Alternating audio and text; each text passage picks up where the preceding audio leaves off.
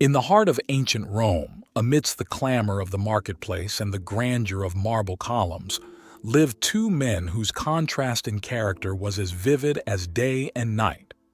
Marcus, a seasoned stonemason who had built his life like his craft, with patience and resilience, and Alexius, a young scholar with an intellect as sharp as the steel of a gladiator's blade. One fateful day, the earth beneath Rome trembled, buildings crumbled, and the marketplace was thrown into chaos. The crisis spared neither the humble nor the exalted. In the aftermath, both Marcus and Alexius were found beneath the shadow of what was once a great portico, now reduced to rubble. As they collaborated to clear the debris and rescue those trapped, a crowd gathered seeking guidance amidst the turmoil. "Tell us, Alexius," they pleaded, "with your vast knowledge, what should we do to prevent such a disaster from befalling us again?" Alexius, with furrowed brow, began to expound theories of architectural integrity, civic planning, and the science of earthquakes. His speech was elegant, his reasoning sound, yet his words fell like seeds on the stony path of the listeners' hearts, understood by few and offering little solace to the distressed. Click subscriber to this channel to get more profound Stoic wisdom. Then they turned to Marcus, whose silence thus far had been like the stillness after the storm.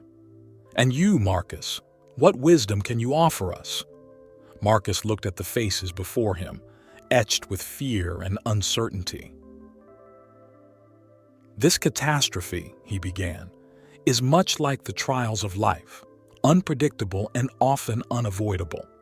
But the true foundation of any structure, as with our lives, lies not in the stones themselves, but in the space between them, the unseen bonds of mortar that hold all together." He gestured to a wall still standing amidst the ruin. That wall endures not because of the strength of individual stones, but because of the cohesion between them. In our lives, it is our virtues that are the mortar: courage, justice, temperance, and wisdom. We must build upon these if we are to withstand the quakes of fortune. The crowd listened, rapt, as Marcus's words, simple yet profound, weaved through their minds, offering a foundation upon which to rebuild. Weeks turned to months, and the city slowly rose from its knees. Alexius labored to create earthquake-resistant designs, his intellect always seeking to conquer nature with knowledge. Marcus, however, focused on the community, teaching them not just to build, but to live with virtue, to support one another, and to face adversity with a stoic calm that no quake could shake. One evening, as the sun cast a golden hue over the newly erected forum, a dispute arose between a merchant and a buyer.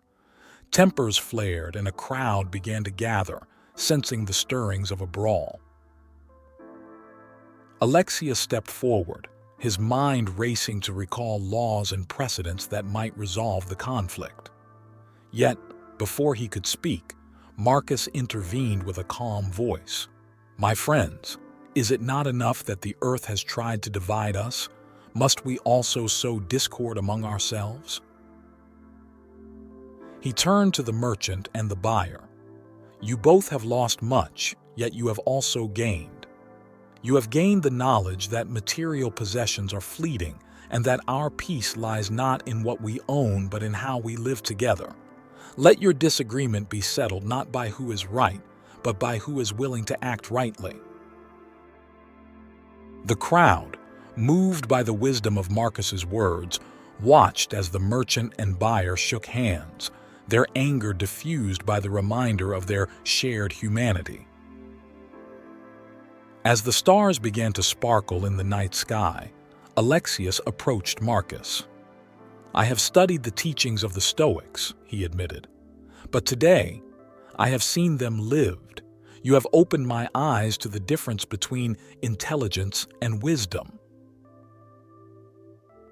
Marcus, with a knowing smile, placed a hand on the young scholar's shoulder.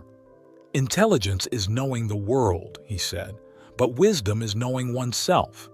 Through crisis, we discover not only the fragility of our constructs, but also the endurance of our spirit.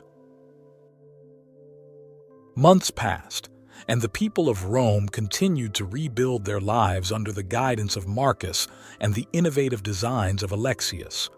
The city, once shattered, was finding its way back to glory, its people bound by a newfound sense of community and resilience. As the anniversary of the earthquake approached, a grand commemoration was planned. Marcus and Alexius were both invited to speak, their roles in Rome's recovery universally acknowledged. The day arrived with much fanfare. Senators, citizens, and soldiers gathered in the rejuvenated forum, eager to celebrate Rome's indomitable spirit. Alexius spoke first. His speech was a marvel of rhetoric, detailing the advancements in architecture and engineering that would safeguard Rome against future disasters. He spoke of intelligent city planning, of the calculations and studies that would ensure stability and efficiency. The crowd applauded his vision, their eyes bright with the promise of a city impervious to the whims of nature. Then it was Marcus's turn. He stood before the people, not with scrolls or notes, but with the quiet confidence of one who has lived his truths. "Fellow Romans," he began, his voice carrying across the forum, "we gather not only to celebrate the city that rises around us, but also the spirit within us that never fell." He recounted the tales of ordinary Romans who, in the face of crisis, had shown extraordinary virtue. The widow who shared her food, the soldier who lifted beams off trapped children, the young poet who penned verses of hope amidst the rubble. "Our greatest triumph," Marcus declared, "is not the stones we have laid, but the strength we have found in each other. The true measure of our city is not in the height of our buildings, but in the depth of our character." Just as Marcus finished, a young boy ran through the crowd, panic etched on his face. "The river!" he cried. "It's rising! The rains have swollen the Tiber, and the banks are breaking!" A hush fell over the forum as old fears resurfaced. Alexius's face paled, his mind racing through calculations that now seemed as distant as the stars above. Without hesitation, Marcus stepped from the podium and rallied the crowd.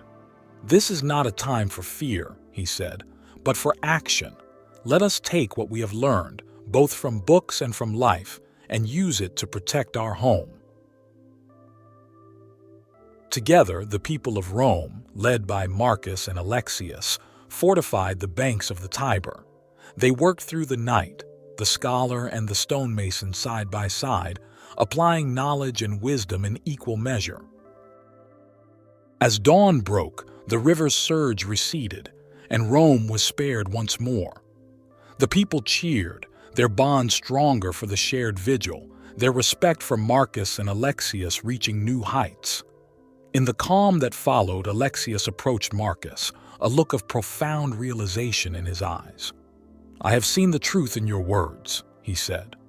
"Wisdom is the application of knowledge, the understanding that the heart must guide the mind if we are to live truly." Marcus nodded, the lines on his face softening with his smile. "And intelligence," he added, "must be the servant of wisdom, for it is only by uniting the two that we can face whatever trials the gods may send us." And so, the people of Rome learned that the strength of a city lies not only in its walls and edifices, but in the virtues of its citizens. They learned that intelligence shines brightest when it is wielded with wisdom, and that true wisdom is the art of living according to nature, embracing fate with courage and grace. The Stoic lesson of their tale was simple, yet as enduring as the stones of Rome. Knowledge is power, but wisdom is peace. It is not enough to know the world. One must also know oneself and apply that understanding for the greater good. Only then can one navigate life's storms with serenity and emerge not just unbroken, but unshakable. The tale of Marcus and Alexius remains, a powerful reminder of the harmony between intelligence and wisdom, and the profound strength it grants to all who embrace it.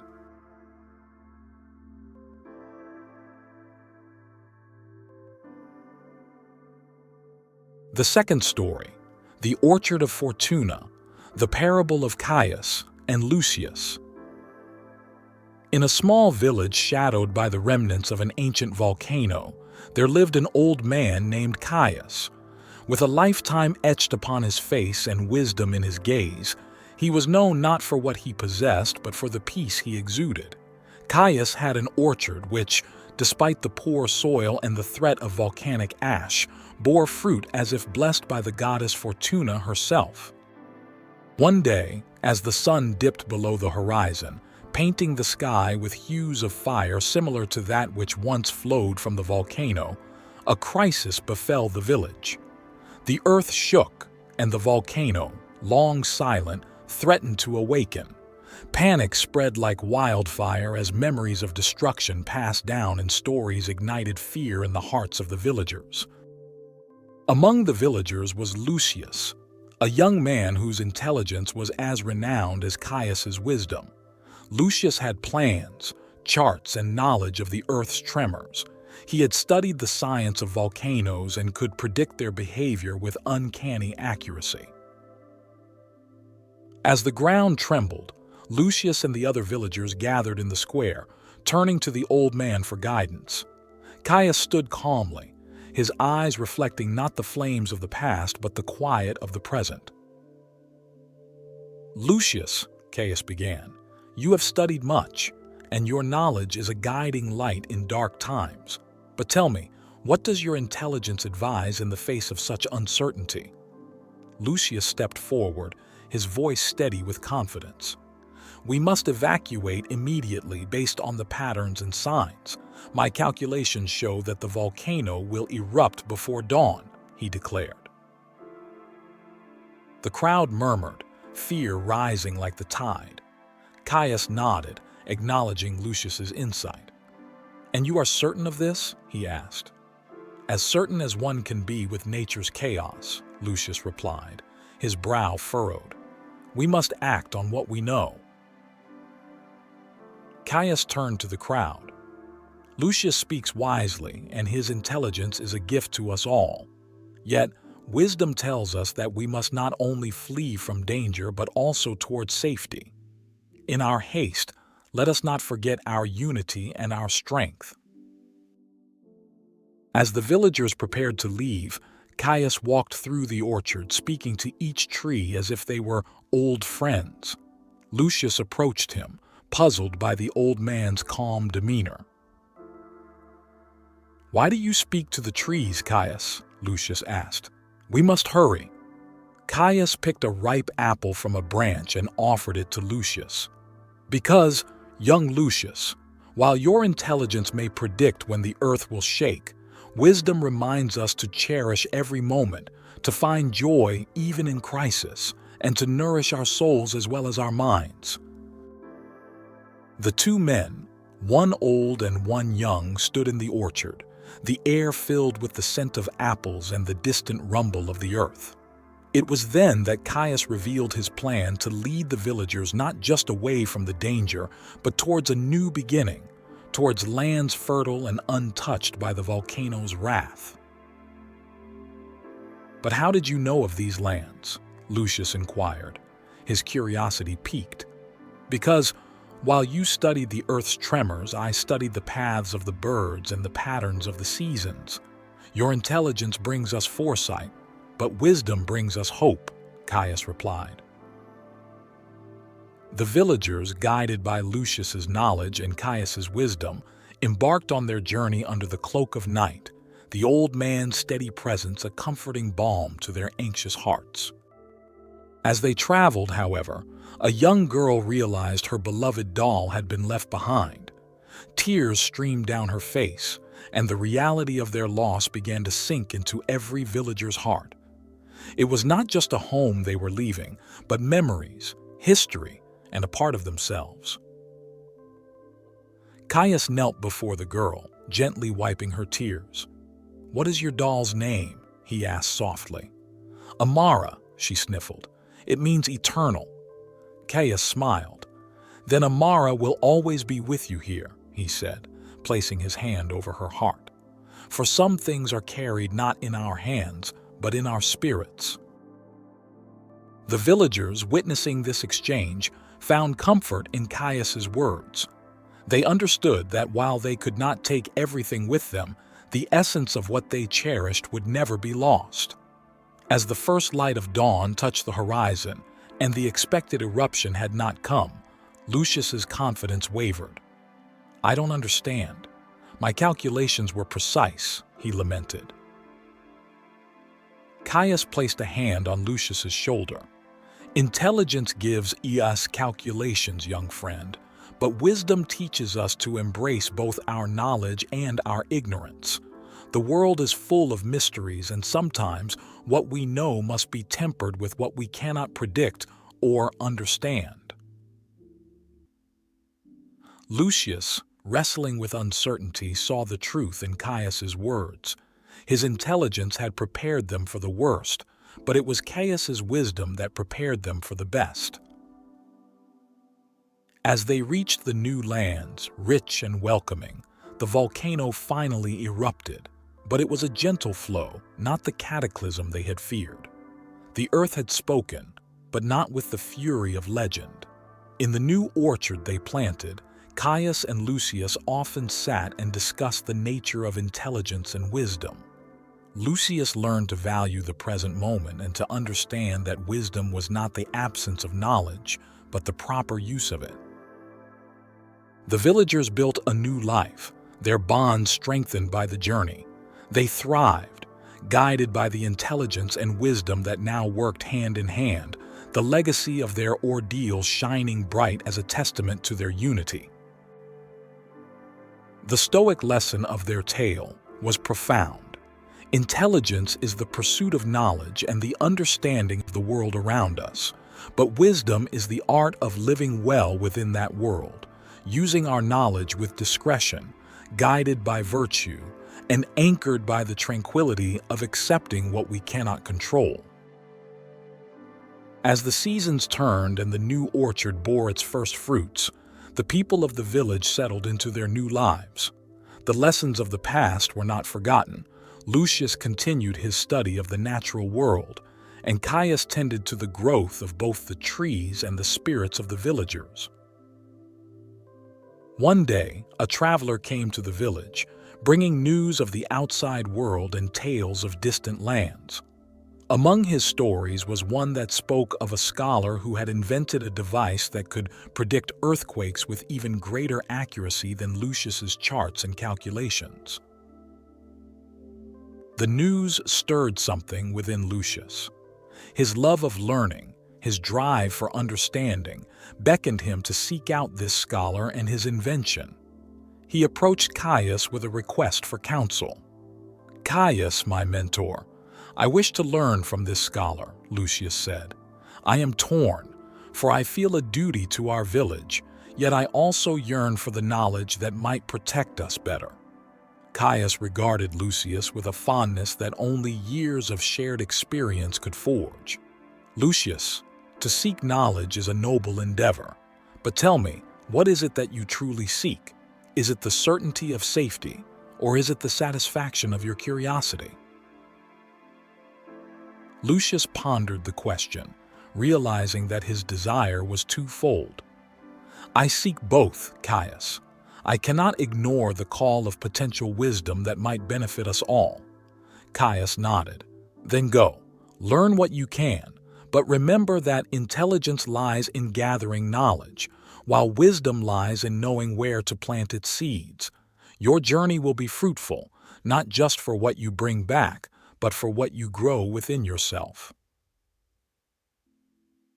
With Caius's blessing, Lucius set out on his journey, his path winding through mountains and valleys, across rivers and plains. He witnessed wonders and faced challenges, each step a testament to his enduring quest for knowledge. As Lucius learned from the scholar and studied the new device, he also learned from the world. He saw that intelligence was common among those he met, but wisdom was a rarer fruit, often grown in the soil of hardship and watered by the rains of contemplation. Months passed before Lucius returned to the village, his heart heavy with a truth he had not expected to find. The device worked, but its predictions were not infallible. Nature, in its infinite complexity, could not be fully tamed by human intellect. The villagers welcomed Lucius back with open arms, eager to hear of his adventures and learnings. That evening, as the village gathered, Lucius shared his experiences and the knowledge he had gained. "But I have learned something greater than the workings of this device," Lucius said, his voice resonant with newfound depth.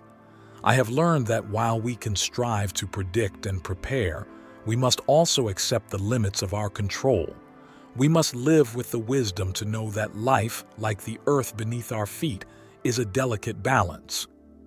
Caius, who had listened with pride to Lucius's tale, rose to speak. "Lucius has brought back more than knowledge. He has brought back wisdom, for he has seen that the world is a tapestry of cause and effect, interwoven with threads of chance and the unknown." The villagers nodded, understanding that their safety lay not only in the devices and charts, but also in their ability to adapt, to support one another, and to face uncertainty with courage. "The true measure of our preparedness," Caius continued, "is not the certainty of our predictions, but the strength of our community, the depth of our compassion, and the resilience of our spirit." The people of the village took Lucius's lessons to heart, integrating the new knowledge with the wisdom of their shared experiences. They built stronger homes, but they also built stronger bonds. They planned for disasters, but they also planned for celebrations. The village, once shaken by the threat of the volcano, had become unshakable, not because they had conquered the forces of nature, but because they had learned to live in harmony with them. The Stoic lesson of their tale was both powerful and profound. Intelligence is the quest for knowledge and the understanding of nature's laws, but wisdom is the art of applying that knowledge with virtue and equanimity. It teaches us to navigate life's uncertainties with a steady heart and to find joy in the journey, knowing that some things are within our control while others are not. True wisdom lies in the balance of knowing and accepting, acting and letting be, learning and loving, the harmonious dance of a life well lived. And so, the tale of Caius and Lucius became a timeless parable, a story of the dance between intelligence and wisdom, a reminder of the Stoic truth that while we may seek to know the world, it is in knowing ourselves that we find peace.